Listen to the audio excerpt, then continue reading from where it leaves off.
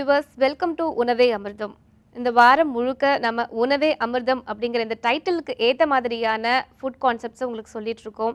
So அந்த விதத்தில் இன்னைக்கு நம்ம டாக்டர் எந்த மாதிரியான ஹெல்த் பெனிஃபிட்ஸ் இருக்கிற ஒரு கான்செப்ட் சொல்ல போகிறாங்கங்கிறத அவங்க கிட்ட கேட்டு தெரிஞ்சுக்கலாம். டாக்டர், நம்ம இந்த வாரம் முழுக்க நம்ம டைட்டிலுக்கு ஏற்ற மாதிரி உணவே அமிர்தம் அப்படிங்கிற மாதிரியான ஒரு கான்செப்ட் எடுத்து நம்ம வியூவர்ஸ்க்கு நிறைய ஹெல்த் பெனிஃபிட்ஸ் சொல்லிட்டு இருக்கோம். ஸோ இன்னைக்கு நம்ம என்ன செய்ய போகிறோம் டாக்டர்? இன்றைக்கி ஒரு கீரை உணவு. இன்றைக்கி நம்ம செய்ய போகிறது சிறுகீரை வச்சு ஒரு ஒரு டிஷ் செய்ய போகிறோம். ஆனால் இது சிறுகீரைக்கு மட்டும் இல்லை, எல்லா விதமான கீரை உணவுகளுக்கும், பெரும்பாலான கீரை உணவுகளுக்கும் பொருந்த மாதிரி இருக்கும். இப்போ நம்ம இந்த சிறுகீரை பருப்பு வச்சு ஒரு கூட்டு மாதிரி நம்ம பண்ணக்கூடிய அந்த பொருளை எந்தெந்த பொருளோடு சேர்த்து சாப்பிடக்கூடாது அப்படிங்கிறத சொல்கிறது மூலமாக பெரும்பாலான கீரைகளை வச்சு செய்யக்கூடிய உணவுகளோடு இதை சேர்க்கக்கூடாது அப்படிங்கிறத நம்ம தெரிஞ்சுக்கலாம். அதில் கரிசலாங்கண்ணி ஆகட்டும், பொன்னாங்கண்ணி ஆகட்டும், அல்லது முடக்கரத்தாங்கீரையாக இருக்கட்டும், இந்த கீரை உணவுகளோட கலந்து சாப்பிடக்கூடாத உணவுகள் அப்படிங்கிறது ரொம்ப முக்கியமானது மாமிச உணவுகள்.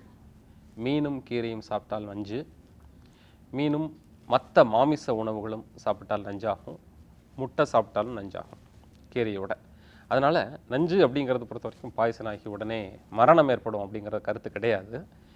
வயிற்றில் காற்று தங்கிறது, இந்த ரெண்டு பொருளும் இன்கம்பேட்டிபிள் ஃபுட்னு சொல்லுவாங்க. அதாவது சேர்க்கக்கூடாத கலவைகள். இந்த கலவை சேர்க்கறது மூலமாக வரக்கூடிய சில பை ப்ராடக்ட்ஸ்னு சொல்லுவாங்க. அதாவது இரண்டு பொருட்கள் வயிற்றில் தங்கின பிறகு, வயிற்றில் சுரக்கக்கூடிய நீரும் சேர்ந்த பிறகு கிடைக்கக்கூடிய திரவம் ஒரு நச்சுது ஏற்படுத்தக்கூடிய திரவமாக இருக்கும். அது ஒரு விதமான படபடப்பை ஏற்படுத்தும், மயக்க நிலையை ஏற்படுத்தும், வயிறு உப்புசத்தை ஏற்படுத்தும், ரொம்ப நேரம் செரிக்காத தன்மை ஏற்படுத்தும். இதெல்லாம் ஏற்படுத்தாச்சுன்னா உடம்பு ஒரு மாதிரி ஒரு தளர்ச்சி நிலை ஏற்படும். இதெல்லாம் ஏற்படாமல் இருக்கிறதுக்கு நாம் எந்த பொருளோடு சேர்த்து சாப்பிடணும் அப்படிங்கிறத தெளிவாக தெரிஞ்சிருக்கணும். அதனால் இந்த கீரை உணவோட மாமிச உணவு சேர்க்கக்கூடாது. அதே மாதிரி இந்த கீரை உணவோடு சேர்த்து பால் பொருட்கள், தயிர், மோர் சேர்க்கக்கூடாது. இது ரெண்டும் தான் தெளிவாக தெரியக்கூடிய விஷயமா இருக்குது. டாக்டர், இப்போ நம்ம கீரையை எப்படி செய்யலாம் அப்படிங்கிறத நீங்கள் சொல்லிட்டீங்க. ஆனால் கீரையை இப்போ அந்த அசைவ உணவுகளோடையோ இல்லை மோர் போன்ற உணவுகளோடையோ எடுக்கும்போது என்ன மாதிரியான பாதிப்புகள் ஏற்படும் டாக்டர்? இப்போது நம்ம இந்த கீரையோட மாமிச உணவுகளோ அல்லது கீரையோட பால் பொருட்களோ சேர்ந்து சாப்பிடும்போது அந்த பிரிஞ்சு வரக்கூடிய, அதாவது அதிலிருந்து பை ப்ராடக்ட், அது ரெண்டும் சேர்ந்து கிடைக்கக்கூடிய அந்த சாரம் அப்படிங்கிறது உடலில் சேரும்போது, அதாவது சித்தர்கள் ரொம்ப தெளிவாக சொல்லியிருக்காங்க, உடம்பில் இருக்கக்கூடிய 7 உடற்கட்டுக்களில் தங்கி வரும்போது அது ஒவ்வொன்றோட சேரும்போது ஒவ்வொரு தன்மையை ஏற்படுத்தும். இப்போ இது விஷ நீர் அப்படின்னு வச்சுக்கலாம் ஒரு கணக்குக்கு. இந்த சேராத 2 பொருட்கள் சேர்ந்து முதல்ல சாரம்னு சொல்லக்கூடிய உடம்பில் உள்ள நீர்த்துவமான அந்த அடிப்படை திசுக்களில் போகும்போது தோல் அரிப்பு ஏற்படும். இதே தன்மை நேரடியாக தசை அதை பாதிக்கும் போது சில கொப்பளங்கள் வரலாம் அப்படின்னு சொல்கிறாங்க. இதெல்லாம் நேரடியாக எலும்பு பகுதிக்கு போகும்போது மூட்டு வலி ஏற்படலாம் அப்படின்னு சொல்கிறாங்க. இது நரம்புகளுக்கு போகும்போது பெரிஃபரல் நியூரோபதின்னு சொல்லக்கூடிய கை கால் மரத்து போகக்கூடிய தன்மை ஏற்படலாம்னு சொல்கிறாங்க.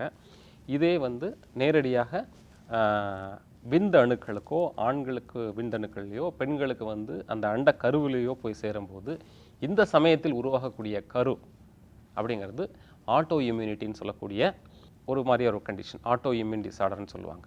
சோரியாசிஸ், ருமட்டாய்டு ஆர்த்ரைட்டிஸ், அதாவது நம்முடைய உடல் எதிர்ப்பாற்றல் நமக்கு எதிராகவே செயல்படக்கூடிய நிலை ஏற்படக்கூடிய தன்மை. இது மாதிரி உடனடியாக ஏற்படக்கூடிய நிலை, நாள்பட்ட நிலையில் ஏற்படக்கூடிய நிலை, நம்முடைய அடுத்த சந்ததிக்கும் இந்த தன்மை போகுது அப்படிங்கிறத சித்தர்கள் ரொம்ப தெளிவாக சொல்லியிருக்காங்க. இன்றைக்குள்ள காலங்களில் பல நோய்க்கு காரணமே கண்டுபிடிக்க முடியாமல் இருக்குது. இந்த ருமட்டாய்டு ஆர்த்ரைட்டிஸ்க்கு என்ன காரணம்னு சொல்ல முடியாது. சோரியாசிஸ் இந்த பர்டிகுலர் குழந்தைக்கு வர்றதுக்கான காரணம் என்னன்னு சொல்ல முடியாது. இதை யாப்பிய நோய்கள் அப்படின்னு சித்தர்கள் தெளிவாக விளக்கியிருக்காங்க. இந்த யாப்பிய நோய்கள் வருவதற்கான காரணம் தவறான முறையில் கரு உற்பத்தி ஆகிறது, அல்லது ஒரு மாறுபட்ட நிலையில் கிடைத்த உணவின் சாரத்தை கொண்டு உருவாகக்கூடிய அந்த விந்தணுவும் அண்டக்கருவும் இணையும் போது ஏற்படக்கூடிய தவறான அந்த இம்யூன் சிஸ்டம் குழந்தையிலே உருவாகிறதுனால பல நோய்கள் அந்த குழந்தைக்கு வர்றதா ரொம்ப தெளிவாகவே சித்தர்கள் சொல்லியிருக்காங்க. நீங்கள் கேட்ட மாதிரி சின்ன சின்ன பாதிப்புகளிலிருந்து பெரிய பாதிப்புகள் வரைக்கும் வருவதற்கான வாய்ப்புகள் அதிகம். இது வராமல் தடுக்கிறதுக்கும் வாய்ப்பு உண்டு. ஏன்னா அவங்களுடைய உயிர் ஆற்றல் சிறப்பாக செயல்பட்டுருச்சு அப்படின்னாச்சுன்னா இந்த நச்சு கழிவுகளை உடனே வெளிப்படுத்துறதுக்கான வாய்ப்பும் இருக்குது. இதில் பாதி அளவுக்கு ஒன்றும் பிரச்சனை ஏற்படாமல் உடம்பே பாதுகாத்துக்கு சின்ன சின்ன பிரச்சனையோட நின்று போகிறதுக்கும் வாய்ப்பு இருக்குது. இந்த உயிர் ஆற்றல் கொஞ்சம் பலக்குறைவாக இருந்தது அப்படின்னாச்சுன்னா இது அடுத்த தலைமுறை வரைக்கும் போகிறதுக்கான வாய்ப்புகளும் ஏற்படுறதுக்கு காரணமாக இருக்குது.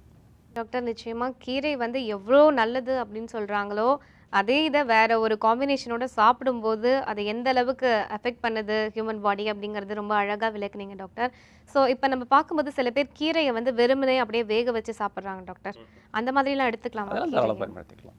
அது கூட கொஞ்சம் பூண்டு சீரகம் போட்டுக்கலாம், அல்லது மிளகும் கல்லுப்பு மட்டும் போட்டு கீரையை வேக வச்சு அப்படியே நம்ம சாப்பிட்றது, அதெல்லாம் ஒன்றும் தப்பு கிடையாது. அந்த கீரையை வடித்த தண்ணி அப்படியே குடிக்கிறது, இதெல்லாம் வந்து அமிர்தமாக தான் நம்ம எடுத்துக்கணும். ஸோ நிச்சயமா எந்த கீரையா இருந்தாலும் இந்த அசைவ உணவுகளோட தவிர்க்கிறது நல்லது இல்லையா டாக்டர்? நிச்சயமாக எந்த கீரை உணவுகளையும் சமைத்த கீரை உணவோட சமைத்த மாமிச உணவு சேர்க்கும்போது அது நஞ்சாக மாறிவிடும். ஸோ டாக்டர், இன்னைக்கு நம்ம வந்து கீரையை எப்படி சாப்பிடணும், எது கூட சாப்பிடக்கூடாது அப்படிங்கிறத ரொம்ப அழகாக எக்ஸ்பிளைன் பண்ணியிருக்கீங்க. ஸோ இன்னைக்கு நம்ம வந்து சிறுகீரை பருப்பு கூட்டு எப்படி செய்யறதுங்கிறத சொல்ல போகிறோம். ஸோ இதை எல்லா கீரைகளுக்கும் நம்ம வந்து செஞ்சுருக்கலாம் அப்படிங்கிறதையும் நம்ம வந்து வியூவர்ஸ்க்கு சொல்லியிருக்கீங்க. ஸோ இன்னைக்கு நம்ம இந்த சிறுகீரை பருப்பு கூட்டு எப்படி செய்யறதுங்கிறத சொல்லி கொடுத்துட்டு வந்துடலாம் டாக்டர். செஞ்சுட்டு வந்துடும். வியூவர்ஸ், இன்னைக்கு நம்ம வந்து சிறுகீரை பருப்பு கூட்டு எப்படி செய்யறதுங்கிறத தெரிஞ்சுக்கலாம் வாங்க. வியூவர்ஸ், இன்னைக்கு நம்ம வந்து சிறுகீரை பருப்பு கூட்டு எப்படி செய்கிறது அப்படிங்கிறது தான் பார்க்க போகிறோம். அது மட்டும் இல்லாமல் கீரை நமக்கு ரொம்பவே நல்ல ஹெல்த்தியான ஒரு ஃபுட் அப்படின்னாலும் கீரையை வந்து எது கூடலாம் சாப்பிடக்கூடாது அப்படின்னு நம்ம டாக்டர் நமக்கு சொல்லியிருக்காங்க. மாமிச உணவுகளோடையோ இல்லை பால் சம்மந்தப்பட்ட பொருட்களோடையோ இந்த கீரையை வந்து நம்ம சமைச்சு சாப்பிடக்கூடாது அப்படின்னு டாக்டர் சொல்லியிருக்காங்க. ஸோ அதை நம்ம ஃபாலோ பண்ணால் ரொம்பவே நல்லது. ஸோ இப்போ வந்து சிறுகீரை பருப்பு கூட்டு எப்படி செய்யறதுங்கிறத பார்த்துடலாம். சிறுகீரை பருப்பு கூட்டு செய்ய தேவையான பொருட்கள்: சிறுகீரை, வேக வைத்த துவரம் பருப்பு, வெங்காயம், தக்காளி, பூண்டு, தேங்காய், சீரகத்தூள், மிளகுத்தூள், கறிவேப்பிலை, கடுகு, எண்ணெய், மஞ்சள் தூள், மிளகு, குடம்புளி சாறு. ஸோ நம்ம இப்போ வந்து சிறுகீரை பருப்பு கூட்டு எப்படி செய்யறதுங்கிறத பார்க்கலாம்.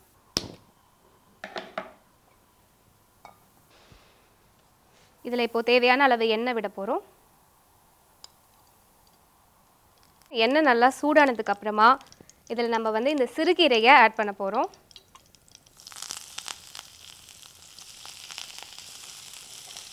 சிறுகீரையை நல்லா வதக்கிட்டு அதுக்கப்புறமா நம்ம அந்த பருப்பு வேக வச்சிருக்கிற தண்ணியில் இதை கொஞ்சம் நேரம் வேக வைக்க போகிறோம். ஸோ இப்போ கீரை நல்லா வதங்கிடுச்சு.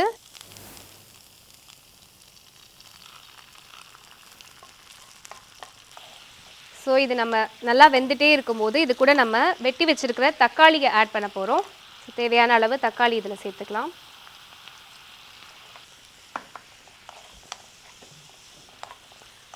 தக்காளி கூட நம்ம வந்து இதில் கொஞ்சமாக மிளகுத்தூள் சேர்த்துக்கலாம்.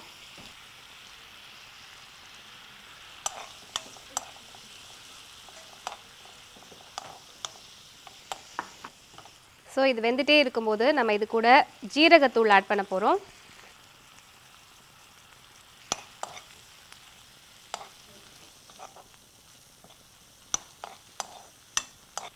அடுத்தது கொஞ்சமாக மஞ்சள் தூள் போடுறோம்.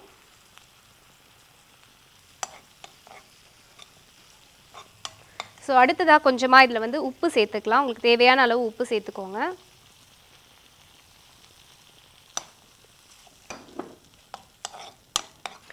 ஸோ இப்போ வந்து நம்ம இந்த கீரை, தக்காளி இதெல்லாம் போட்டு வேக வச்சுருக்கோம். ஸோ இது ஒரு பக்கம் கொதிச்சிட்ருக்கட்டும். அதுக்குள்ளே நம்ம வந்து தேங்காய், மிளகெல்லாம் போட்டு ஒரு பேஸ்ட் ரெடி பண்ணி எடுத்துக்கலாம்.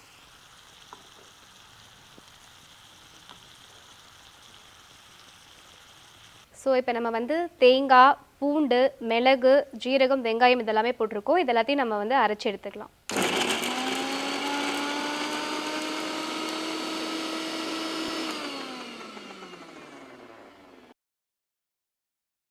இது கூட கொஞ்சம் நம்ம வந்து குடம்புளி சாறு ஆட் பண்ண போகிறோம்.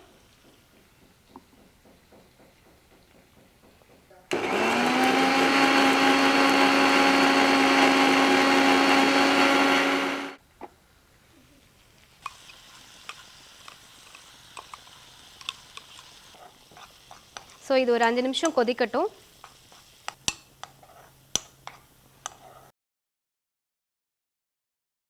இது கூட நம்ம வந்து வேக வச்சிருக்கிற அந்த பருப்பை வந்து இதில் சேர்த்துடலாம்.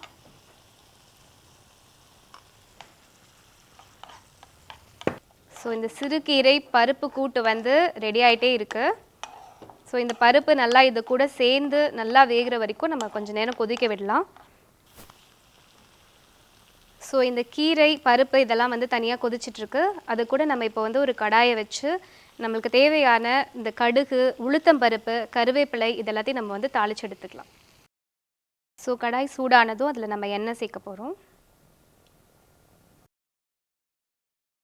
ஸோ இப்போ எண்ணெய் சூடாயிடுச்சு. உளுத்தம் பருப்பு, கொஞ்சம் கருவேப்பிலை எல்லாம் நல்லா ஃப்ரை ஆனோடனே அந்த கீரை கூட்டில் நம்ம சேர்க்க போகிறோம்.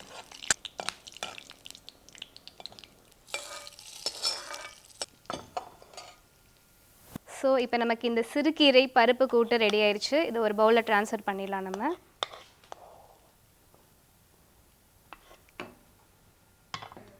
ஸோ வியூவர்ஸ், இப்போ நமக்கு இந்த சிறுகீரை பருப்பு கூட்டு வந்து ரெடி ஆயிடுச்சு.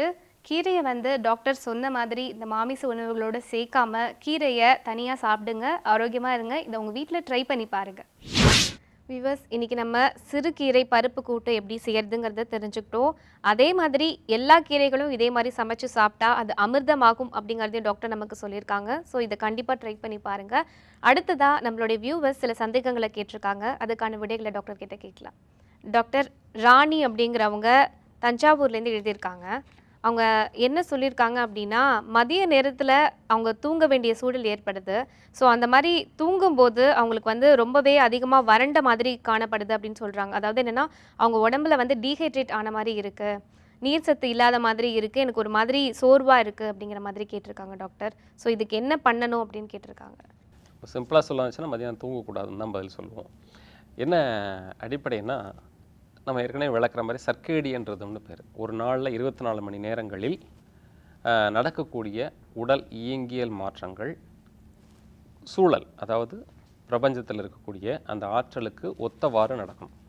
அதிகாலையில் தூங்கி எந்திரிக்கிறதுலேருந்து இரவு சீக்கிரமாக தூங்குறது வரைக்கும் அந்த நிகழக்கூடிய நிகழ்வுகள் தூக்கத்தில் நடக்கிறதெல்லாம் உடம்பு சன்னாலவே பார்த்துக்கும், தன்னைத்தானே வந்து அதை இயக்கிக்கிடும். முழிச்சிருக்கும் போது செய்யக்கூடிய சில விஷயங்கள் சரியாக செய்கிறதன் மூலமாக நம்ம ஆரோக்கியத்தை பாதுகாத்துக்க முடியும். குறிப்பாக மதிய நேரத்தில் நம்ம வந்து கொஞ்சம் ஓய்வு எடுக்கணுமே தவிர தூங்கக்கூடாது. தூங்குறதன் மூலமாக என்ன ஆகும் அப்படின்னாச்சுன்னா, நல்ல வெளிச்சத்தோட கண்ணை மூடி தூங்கும்போது, அதாவது தூங்குறதுக்கு முன்னாடி கொஞ்சம் இருள் இருக்கணும். இயற்கையாகவே வந்து கண்ணுக்கு உள்ளே இருக்கக்கூடிய நியூரோ டிரான்ஸ்மிட்டர்ஸ்லாம் அதுக்காக தான் வடிவமைக்கப்பட்டிருக்குது. அப்போது இரவு நேரத்தில் தூங்கினால் மட்டும்தான் அந்த உடல் இயங்கியல்கள் இயல்பாக இருக்கும். பகல் நேரத்தில் நல்ல வெளிச்சத்தோடு இருக்கும்போது நம்ம தூங்கிட்டோம் அப்படின்னாச்சுன்னா, உடல் வந்து தவறாக புரிஞ்சிருச்சு. அந்த குளிர்ச்சியான நேரத்தில் வெளியில் சூடு இருக்கும். அப்படிங்கும்போது அந்த குளிர்ச்சி சூடு மாறுபாடு காரணத்தினால உடல் வெப்பநிலை வேகமாக கூடுது. உடல் வெப்பம் கூடுறது மட்டும் இல்லாமல் மனதில் சில விதமான மாற்றங்கள் ஏற்படுது. இந்த மனதில் மாற்றம் ஏற்படுறது இதுக்கெல்லாம் வந்து இக்கால விஞ்ஞானம் என்ன சொல்லுதுன்னா, உடம்பில் உடல் இயங்கியல் மாறுபாடுகளின் விளைவாக சில நியூரோ டிரான்ஸ்மிட்டர்ஸ் மாறியிருக்கு. இதனால் சூடு கூடுதலாகவும் மனதில் ஒரு பதற்ற நிலை இருக்கிறதாகவும் சொல்லுது. சிலருக்கான வந்து ஒரு 10 நிமிஷம் தூங்கி எழுந்திரிச்சாச்சுன்னா ஒரு நிம்மதி கிடைக்கிற மாதிரி தற்காலிகமாக இருந்தாலும் நாளடைவில் அது நல்லதில்லை அப்படிங்கிறத நம்ம தெரிஞ்சிக்க வேண்டிய விஷயம். அதனால் மதியம் தூக்கத்தை தவிர்க்கிறது தான் இதுக்கு வழி. டாக்டர், நிச்சயமாக சரியான அளவு தூக்கம், சரியான நேர தூக்கம் தான் வந்து சிறந்தது அப்படின்னு சொல்லியிருக்கீங்க. ஸோ அடுத்ததாக பிரபுங்கிறவர் புதுக்கோட்டையிலேருந்து எழுதியிருக்காரு டாக்டர். அவருக்கு என்ன டவுட் அப்படின்னா, அவர் வந்து அதிகமாக ஹெல்மெட் யூஸ் பண்ணுறதுனால அவருடைய முன்தலையில் வந்து அதிகமாக ஹேர் ஃபால் இருக்குது அப்படின்னு சொல்லியிருக்காரு. ஸோ இதை வந்து எப்படி அவாய்ட் பண்ணுறது? ஏன்னா ஹெல்மெட் யூஸ் பண்ணாமல் என்னால் ட்ராவலிங் அதிகமாக பண்ண வேண்டியிருக்கிறதுனால ஹெல்மெட் அதிகமாக யூஸ் பண்ண வேண்டியிருக்கு. ஸோ இதை அதாவது அவாய்ட் பண்ண முடியுமா அப்படின்னு கேட்டிருக்காரு டாக்டர். காயத்திருமேனி தைலம்னு சித்த மருந்து கடைகளில் கிடைக்கும். இது பரவலாக எல்லா ஊர்கள்லையும் இப்போ கிடைக்குது. முன்னாடியெல்லாம் நாகர்கோயிலில் மட்டும்தான் போய் அந்த தைலத்தை வாங்கிட்டு வரணும். நாகர்கோயிலில் சில குறிப்பிட்ட மருந்து கம்பெனிகள் மட்டும்தான் அதை தயாரிச்சுட்டு இருந்தாங்க. நாகர்கோயிலில் இன்றைக்கி போய் பார்த்தீங்கன்னா எல்லா வீடுகள்லேயும் இந்த காயத்திருமேனி தைலம் வீட்டில் இருக்கும், அவங்க வீட்டில். அந்த தைலங்களை நாம் எல்லார் வீட்லேயும் நம்ம வாங்கி வச்சுக்கணும். பொதுவாக அந்த அடிப்பட்ட காயம், இரத்த காயம், தசை வலி, மூட்டு வலி, அதுக்கப்புறம் வந்து வெட்டுப்பட்ட காயம், இதுக்கெல்லாம் வந்து பயன்படுத்தக்கூடிய ஒரு அருமையான ஒரு மருந்து. இதை தலைக்கு தேய்ச்சும் குளிக்கலாம். இந்த எண்ணெயை வந்து தலையினுடைய முடியினுடைய வேர்பகுதியில் கொஞ்சம் நேரம் ஊற வச்சிருந்து விரல் நுனியால் அவங்களே தேய்ச்சி ஒரு 2லேருந்து 3 நிமிஷம் அவங்க நேரத்தை ஒதுக்கணும். ஒதுக்கி நல்லா தேய்ச்சிருந்துட்டு ஒரு 1/2 மணி நேரம் கழித்து குளிக்கணும். இந்த எண்ணெய் தேய்ச்சி குளிக்கிறது மூலமாக முடியினுடைய வேர் பகுதிகள் பலப்பட்டு இந்த ஹெல்மெட் போடுறதுனாலையோ அல்லது வேறு தூசிகள் தலையில் படுறதுனாலையோ அதை தடுத்துக்க முடியும். இந்த மாதிரி முடியை பாதுகாக்கிறவங்க அத்தனை பேருமே சோப்பு ஷாம்பு யூஸ் பண்ணுறதை தவிர்க்கணும். வழக்கமான சொல்கிற விஷயந்தான். அதே மாதிரி வேதிப்பொருட்கள் தலையில் படக்கூடாது. வேதிப்பொருட்கள்னு சொல்லக்கூடியது சில முடியை வந்து பக்குவப்படுத்துறதுக்காக கண்டிஷனர் அது இதெல்லாம் நிறைய பயன்படுத்துவாங்க. அதெல்லாம் முழுமையாக நீக்கிட்டு இயற்கையான மூலிகைகளை கொண்டே பயன்படுத்தணும். வாய்ப்பு கிடைச்சது அப்படின்னு வச்சுன்னா கரிசலாங்கண்ணி கீரையோ அல்லது கருவேப்பிலையோ சாறு பண்ணி பச்சையாக அதை தலையினுடைய வேர்பகுதியில் தேய்ச்சிட்டு வந்தோம் அப்படின்னு வச்சுன்னா கருமையாகவும் அடர்த்தியாகவும் உதிராத முடி கிடைக்கிறதுக்கு வாய்ப்பு கிடைக்கும். டாக்டர் சூப்பராக ஒரு ஹேர் ஃபாலுக்கு ஒரு அழகான ஒரு சொல்யூஷன் கொடுத்துருக்கீங்க டாக்டர். Thank you doctor. நன்றி. வியூவர்ஸ், நம்ம வந்து டாக்டர் கிட்ட போனாலே நம்ம எல்லா இதுக்கும் வந்து டாக்டர் வந்து கீரை சாப்பிடுங்கன்னு சொல்லுவாங்க. ஆனால் அந்த கீரையை எது கூட சாப்பிடணும், எது கூட சாப்பிடக்கூடாது அப்படிங்கிறதுக்கு டாக்டர் ரொம்பவே அழகான விளக்கம் கொடுத்துருக்காங்க. ஸோ அதையே ஃபாலோ பண்ணி நீங்கள் கீரையை அதே மாதிரி சாப்பிடுங்க. ஸோ இதே மாதிரி இன்னொரு கான்செப்டோட நாளைக்கு உங்களை சந்திக்கிறோம். Until then it's by from உணவே அமிர்தம் டீ.